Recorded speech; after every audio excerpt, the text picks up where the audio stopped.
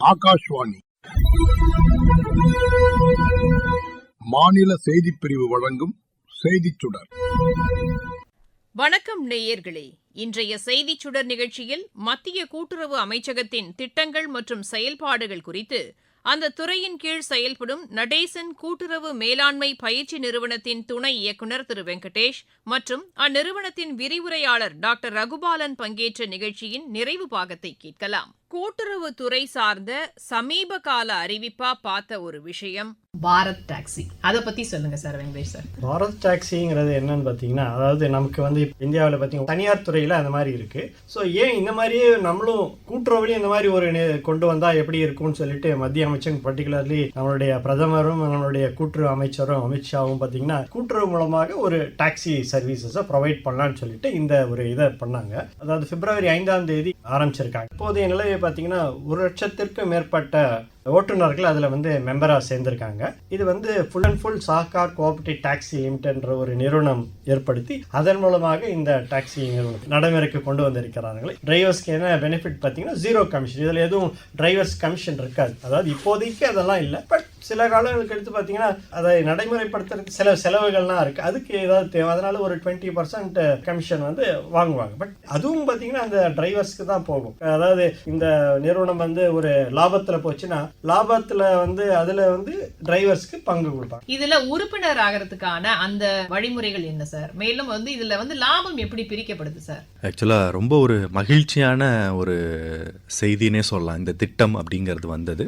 இது ஒரு புதிய விதமான ஒரு முயற்சி, புதிய விதமான ஒரு கூட்டுறவு அப்படின்னு நம்ம சொல்ல முடியும். இன்னொன்று, மக்கள் இதில் தெரிஞ்சுக்க வேண்டிய ஒரு விஷயம் என்னன்னா, நிறைய சமூக வலைதளங்கள்லையும் நான் பார்க்குறேன், ஈவன் நம்மளுடைய அரசு ஒரு டாக்ஸி நிறுவனத்தை ஆரம்பிச்சிருக்குன்னு செய்தி வந்ததே, அரசாங்கத்துக்கு எதுக்கு டாக்ஸி பிஸ்னஸ் அப்படிங்கிற மாதிரியான விவாதங்கள்லாம் நடந்தது. மக்கள் ஒரு புரிதலை வச்சுக்கணும். இது வந்து அரசாங்க நிறுவனம் கிடையாது. இது ஒரு கூட்டுறவு அடிப்படையிலான ஒரு டாக்ஸி நிறுவனம் அப்படின்னு நம்ம எடுத்துக்கலாம். இந்த நிறுவனத்தை பொறுத்த வரைக்கும் இப்போதைக்கு டெல்லியிலையும் குஜராத்லையும் இதை முதல் கட்டமா ஆரம்பிச்சிருக்காங்க. சார் சொன்ன மாதிரி 1,00,000 ஓட்டுநர்கள் ஏற்கனவே இதுல பதிவு செஞ்சு இந்த பலன்களை பெற ஆரம்பிச்சிருக்காங்க அப்படின்னு சொல்றோம். இது படிப்படியா இன்னொரு 3 ஆண்டுகள்ல நாடு முழுவதும் விரிவுபடுத்தப்படும் அப்படின்னு சொல்லியிருக்காங்க. நம்மளுடைய தமிழ்நாட்டுக்கும் வரும்போது இந்த திட்டத்தில் இருக்கக்கூடிய நன்மைகள் எல்லாமே நமக்கும் வந்து சேரும். கூட்டுறவு டாக்ஸியான பாரத் டாக்ஸில சேர விரும்புறாரு அப்படின்னா 500 ரூபாய் அவர் வந்து பங்கு முதலா செலுத்தினாவே அவர் இதுல உறுப்பினர் ஆயிக்கலாம். இன்னும் நம்மளுடைய மாநிலத்துக்கு வரல, வரும் பொழுது அவங்க அதுல உறுப்பினர் ஆயிக்கலாம். அப்படி ஆகும் பொழுது இதுல நிறைய பெனிஃபிட்ஸ் இருக்கு. இந்த பாரத் டாக்ஸியை பொறுத்த வரைக்கும் மொத்த தொகை, ஒரு பயணம் ஒரு ஓட்டுநர் போறாருன்னா அதுல இருந்து பயணி செலுத்தக்கூடிய மொத்த தொகையில 80% நேரடியா ஓட்டுநருக்கு செலுத்தப்படும். மீதி உள்ள 20% இந்த கூட்டுறவு நிறுவனத்தில் வைக்கப்படும். அது கமிஷனா எடுக்கப்படுறது கிடையாது. அந்த கூட்டுறவு நிறுவனத்திற்கான இயக்க செலவுகளுக்காக மட்டுமே வைக்கப்படும். வெங்கடேஷ் சார், இப்ப நீங்க சொல்லுங்க சார், இதுல வந்து அந்த மெடிக்கல் ஆக்சிடென்ட் இன்சூரன்ஸ், ஓய்வூதிய சேமிப்பு, அதை பத்தியும் சொல்லியிருக்காங்க சார். அதெல்லாம் பத்தி சொல்லுங்க சார். இந்த இதுல பாத்தீங்கன்னா சமூக பாதுகாப்புக்கு அதிக முக்கியத்துவம் கொடுத்திருக்காங்க. ஸோ அதுல முதல்ல பாத்தீங்கன்னா ஆக்சிடென்ட் இன்சூரன்ஸ் அதுக்கும் வசதிகள் செய்யப்பட்டிருக்கு. ஓய்வூதிய சேமிப்பு அதுக்கும் வந்து இதுல வந்து ஒரு முக்கியமான பங்கு இருக்கிறது. அது பயணத்தின் போது ஏதாவது உதவி வேணும்னு சொல்லி அவங்களுக்கு வந்து ஹெல்ப் டெஸ்க்னு சொல்லி ஏற்பாடு செய்திருக்கிறார்கள். ஸோ 24 மணி நேரம் எந்த நேரத்திலும் வேணும் அந்த ஹெல்ப் டெஸ்க்கு கான்டாக்ட் பண்ணி அதுல வந்து இவங்களுக்கு தேவையான ஏதாவது உதவி வேணும்னா கேட்கலாம். மகளிரோட பாதுகாப்புக்காக இதுல என்ன வசதி செய்யப்பட்டிருக்கிறது பாலன்ஸ்? எல்லா விதமான ஃபேக்டர்ஸையும் யோசிச்சு தான் இந்த செயலியை உருவாக்கியிருக்காங்கிறது ஒரு நல்ல விஷயம். நீங்க மகளிருடைய பாதுகாப்பு பத்தி கேட்டீங்க. இந்த பாரத் டாக்ஸில சாரதி தீதி அப்படிங்கிற ஒரு ஆப்ஷன் கொடுத்திருக்காங்க. இந்த சாரதி தீதியை பயன்படுத்தி இப்ப நீங்க வந்து ஒரு பெண்மணி, நீங்க வந்து இந்த பாரத் டாக்ஸி செயலியை பதிவிறக்கம் செஞ்சு ஒரு பயணத்துக்காக தயாராகிறீங்க அப்படிங்கிற பட்சத்துல இந்த சாரதி தீதி ஆப்ஷனை பயன்படுத்தி நீங்க உங்களுடைய பயணத்தை விண்ணப்பிக்கும் பொழுது ஒரு பெண் ஓட்டுநரை உங்களை வந்து அழைச்சிட்டு போறதுக்கான ஒரு ஆப்ஷன் இருக்கு. இது மட்டும் இல்லாம வேறு என்னென்னலாம் பாதுகாப்பு அம்சங்கள் இருக்கு அப்படின்னு பார்க்கும்போது இப்போ இந்த திட்டத்தை பாத்தீங்கன்னா டெல்லியிலையும் குஜராத்லயும் ஆரம்பிச்சிருக்காங்க. டெல்லியில ரொம்ப சக்சஸ்ஃபுல்லா போயிட்டு இருக்குன்னு நம்மளால சொல்ல முடியும். டெல்லியில அங்க இருக்கக்கூடிய காவல்துறையோட சேர்ந்து ஒரு இன்டகிரேட்டட் கமாண்ட் சிஸ்டத்தை உருவாக்கி இருக்கிறாங்க. அதனால இந்த பாரத் டாக்ஸியை பொறுத்த வரைக்கும் முழுமையா பாதுகாக்கப்பட்ட ஒரு பயணத்தை கொடுக்கணும், குறிப்பா பெண்களுக்கு கொடுக்கணும்ங்கிறதுல இந்த செயலி முக்கியத்துவம் கொடுத்திருக்கு அப்படிங்கறத நம்மளால நிச்சயமா பார்க்க முடியும். திரிபுவன் திரிபுவன் அப்படின்ற பேர்ல தேசிய கூட்டுறவு பல்கலைக்கழகம் தொடங்கப்பட்டிருக்கு. இதனுடைய நோக்கம் மற்றும் இதனுடைய வரலாற்று பின்னணி என்ன சார்? கூட்டுறவு கல்வித்துறையிலையும் கூட்டுறவு பயிற்சி துறையிலையும் இருந்துட்டு இருக்கவங்களுக்கு அல்லது கூட்டுறவுத்துறையோட ரொம்ப இணக்கமா இருந்துட்டு இருக்கக்கூடியவங்க எல்லாத்துக்குமே இந்த திரிபுவன் கூட்டுறவு பல்கலைக்கழகம் அப்படிங்கறது அறிவிக்கப்பட்டது ஒரு மிகப்பெரிய மகிழ்ச்சியான செய்தி அப்படின்னு சொல்றோம். நம்மளுடைய நாட்டுல முதலா கூட்டுறவுக்கென ஒரு தனி பல்கலைக்கழகம் மத்திய பல்கலைக்கழகமாக அறிவிக்கப்பட்டிருக்கு. குஜராத் மாநிலம் ஆனந்த் மாவட்டத்துல இத கொண்டு வந்திருக்காங்க. இந்த திரிபுவன் அப்படிங்கிறது என்ன அப்படின்னா, திரிபுவன் தாஸ் கிஷிபாய் பட்டேல் அப்படிங்கிற அவருடைய பேரை தான் ஷார்ட்டா வச்சு இந்த பல்கலைக்கழகத்துக்கு பெயர் சூட்டியிருக்காங்க. இந்த திரிபுவன் பாய் பட்டேல் அப்படிங்கிறவர் யாரு அப்படின்னு பார்த்தோம்னா, குஜராத்ல நமக்கு எல்லாருக்குமே தெரியும் அமுல் கூட்டுறவு நிறுவனத்தை தொடங்க காரணமா இருந்தவர்னு இவரை நம்ம சொல்லலாம். நம்ம வெண்மை புரட்சியின் தந்தைன்னு சொல்லக்கூடிய வர்கீஸ் குரியனுக்கு ஒரு வழிகாட்டியா இருந்தவர். அவருடைய நினைவா ஆரம்பிக்கப்பட்டதுதான் இந்த பல்கலைக்கழகம். வெங்கடேஷ் சார், இதனுடைய நோக்கம் என்ன சார்? கூட்டுறவு கல்வி, கூட்டுறவு பயிற்சி மற்றும் கூட்டுறவு ஆராய்ச்சி, இந்த 3 முக்கிய காரணங்களுக்காக ஏற்படுத்தப்பட்ட ஒரு பல்கலைக்கழகம் தான். கூட்டுறவு கல்வி வகையில பார்த்தீங்கன்னா MBA பட்டம் வழங்குறாங்க. அதுல பார்த்தீங்கன்னா ஊரக மேலாண்மை, MBA கூட்டுறவு மேலாண்மை, MBA ஊரக மேலாண்மை, MBA நிதி மற்றும் வங்கியியல் மற்றும் வணிக மேலாண்மை. ஸோ அந்த மாதிரி 4 முக்கிய MBA படிப்புகளை அவங்க வழங்கி கொண்டிருக்கிறாங்க. தற்போது அதற்கு உண்டான அட்மிஷன்லாம் நடந்து முடிந்திருக்கிறது. ஸோ இந்த வருடங்கள் அது MBA படிப்பு நடத்தப்படும். ரகுபாலன் சார், நீங்க சொல்லுங்க, குஜராத்ல இருக்கக்கூடிய இந்த பல்கலைக்கழகத்தினால மற்ற மாநிலங்கள் எந்த வகையில பயன்பெற முடியும் சார்? நிச்சயமா கேட்டுட்டு இருக்கக்கூடிய நேயர்களுமே நினைப்பாங்க, குஜராத்ல ஆரம்பிச்சதை பத்தி பேசிட்டு இருக்காங்க, இதனால நமக்கு என்ன கிடைக்க போகுது அப்படிங்கிற கேள்வி கண்டிப்பா இருக்கும். மத்திய பல்கலைக்கழகமா நாடாளுமன்றத்துல சட்டம் இயற்றி ஆரம்பிச்சிருக்காங்க. அது மட்டும் இல்லாம இதுக்கு இன்ஸ்டிடியூட் ஆஃப் நேஷனல் இம்பார்ட்டன்ஸ் அப்படிங்கிற ஒரு முக்கியத்துவமும் கொடுத்து இந்த பல்கலைக்கழகம் ஆரம்பிக்கப்பட்டிருக்கு. இந்த பல்கலைக்கழகம் படிப்படியா அவங்களுடைய அடுத்த கட்ட பணிகளை என்ன வச்சிருக்காங்க அப்படின்னு பார்த்தோம்னா, எல்லா மாநிலங்கள்லையும் அவங்களுடைய சொந்த வளாகங்களை ஏற்படுத்த வேண்டும் அப்படிங்கிற ஒரு நோக்கத்தோட செயல்பட்டு இருக்காங்க. அப்போ நம்மளுடைய மாநிலங்கள்லையும் இந்த திரிபுவன் சககாரி யூனிவர்சிட்டியினுடைய வளாகம் வரும் பொழுது அங்கே கொடுக்கக்கூடிய எல்லா விதமான படிப்புகளையும் நம்மளால இங்கேயும் பெற முடியும். மற்ற மாநிலங்கள்ல இருக்கக்கூடிய கல்லூரிகளோ மற்ற உயர்கல்வி நிறுவனங்களோ இந்த பல்கலைக்கழகத்துல அஃபிலியேட்டட் இன்ஸ்டிடியூஷனா இணைக்கப்பட்ட நிறுவனமாவோ கல்லூரியாவோ மாற முடியும். அப்படி மாறினாலும் அங்க இருக்கக்கூடிய கோர்சஸை நம்மளால இங்க நம்மளுடைய மாநிலங்கள்ல கொண்டு வந்து சேர்க்க முடியும். புதிய தேசிய கொள்கை 2025 இதனுடைய அவசியம் என்ன சார் வெங்கடேஷ் சார்? ஸோ இந்த புதிய தேசிய கூட்டுறவு கொள்கைங்கிறது 2025 மத்திய கூட்டுறவு அமைச்சகமால் உருவாக்கப்பட்டது. இதற்கு முன்னாடி பார்த்தீங்கன்னா 2002 தான் கூட்டுறவு கொள்கை இருந்தது. ஸோ அதனால இப்போ 23 வருடங்கள் ஆனதுனால என்ன பார்த்தீங்கன்னா நிறைய மாற்றங்கள்லாம் ஏற்பட்டிருக்கு. ஸோ இந்த காலத்துக்கு பார்த்தீங்கன்னா அந்த கொள்கை இன்னும் இதாகாது. அதாவது 2047 வரைக்கும் விக்சித் பாரத் சொல்லக்கூடிய வளர்ச்சி அடைந்த இந்தியாவுக்கு அதுக்காக என்னெல்லாம் பண்ணுங்கிறதுக்காக இப்போ ஒரு புதிய கூட்டுறவு கொள்கை உருவாக்கினார்கள். அதில் பழைய கொள்கை 2002 இருக்க உருவாக்கப்பட்டது என்னன்னு பார்த்தீங்கன்னா தேசிய கூட்டுறவு கொள்கை தற்போதைய சூழ்நிலைக்கு பொருந்தாது. அது டிஜிட்டல் பரிவர்த்தனை, நவீன வணிக நடைமுறைகள், உலகளாவிய போட்டி ஆகியவை அதுல பாத்தீங்கன்னா பிரதிபலிக்கல. சோ அதனால இப்ப புதிய கொள்கை அவசியமாகுது. இதோட முக்கிய நோக்கம் என்னன்னு பாத்தீங்கன்னா சட்ட சீர்திருத்தம், அதாவது வெளிப்படைத்தன்மை, பொறுப்புணர்வு இதெல்லாம் கொண்டு வரணும்னு சொல்லிட்டு சட்ட சீர்திருத்தம் கொண்டு வந்தாங்க. ரெண்டாவது பாத்தீங்கன்னா டிஜிட்டல் மயமாக்கல், ஒருங்கிணைந்த தரவு தளம், இதுக்காக ஏற்படுத்தப்பட்டது. அது எல்லாமே நிதி வலிமை, அதற்காக இது ஏற்படுத்தப்பட்டது. நிச்சயமா சார். இப்ப இதுல முக்கிய அம்சங்களா அந்த 6 pillars அப்படின்றத பத்தி சொல்லியிருக்காங்க. அது என்ன? இந்த தேசிய கூட்டுறவு கொள்கை அப்படிங்கறதே இந்த 6 தூண்கள் அடிப்படையில கொண்டு வரப்பட்டிருக்கு. இந்த ஒவ்வொரு தூண்களுக்கும் கீழேயும் பல்வேறு நோக்கங்கள் கொண்டு வரப்பட்டிருக்கு. வேளாண் கூட்டுறவு சங்கங்கள் பாத்தீங்கன்னா பன்னோக்கு மையங்களா மாறிடுச்சுன்னு நீங்க 2 பேரும் முன்பே சொன்னீங்க.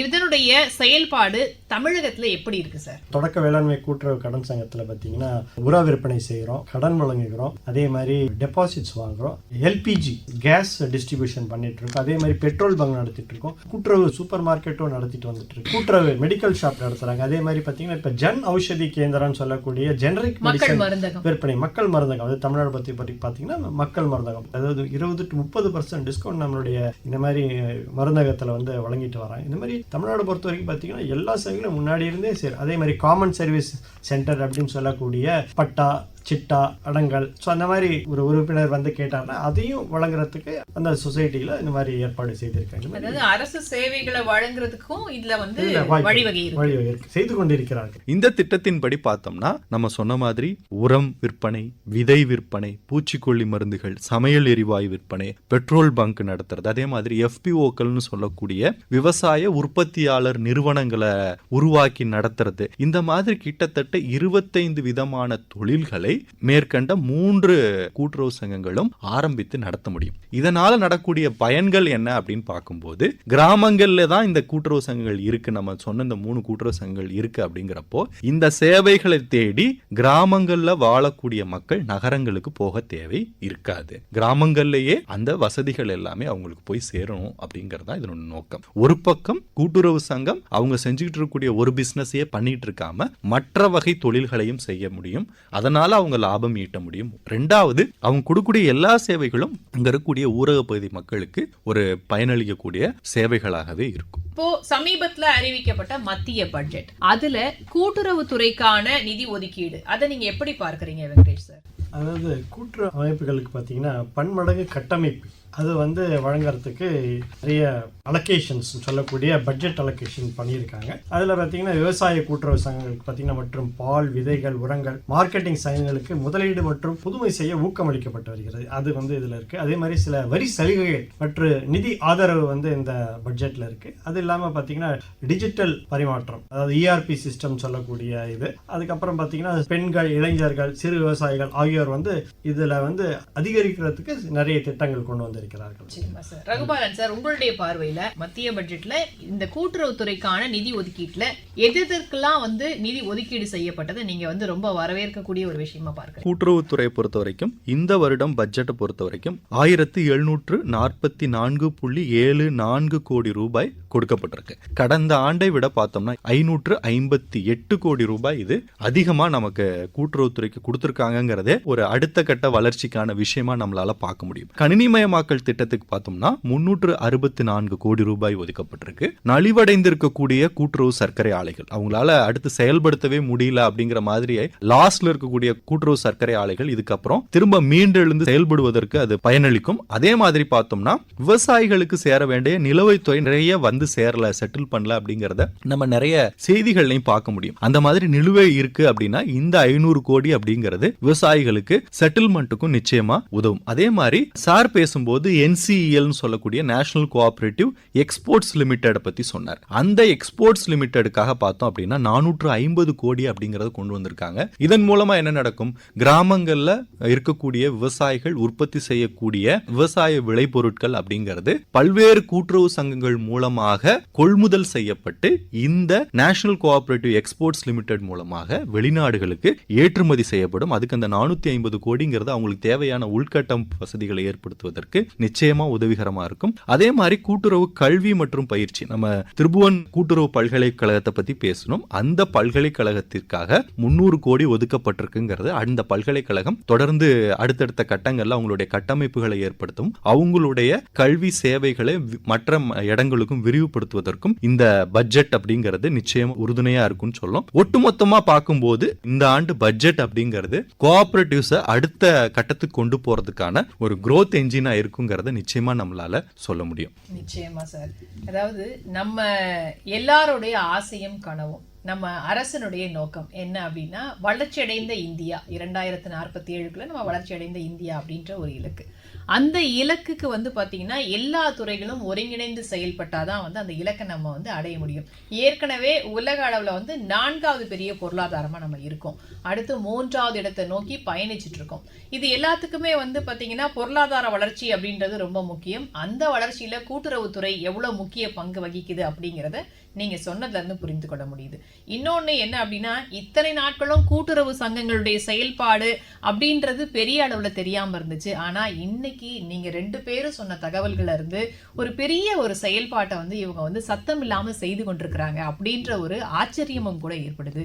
இந்த நிகழ்ச்சியில் பங்கேற்று கூட்டுறவுத்துறையில் இருக்கக்கூடிய அந்த செயல்பாடுகள், வாய்ப்புகள் மற்றும் அதில் இருக்கக்கூடிய படிப்புகள், முக்கியமாக இன்றைய இளைய தலைமுறைக்கு வந்து நீங்கள் சொன்ன அந்த தகவல்கள் ரொம்ப பயனுள்ளதாக இருந்தது. மிக்க நன்றி சார். நன்றி. நடேசன் கூட்டுறவு மேலாண்மை பயிற்சி நிலையத்தின் சார்பாக எங்களுடைய நன்றியையும் தெரிவித்துக் கொள்கிறோம்.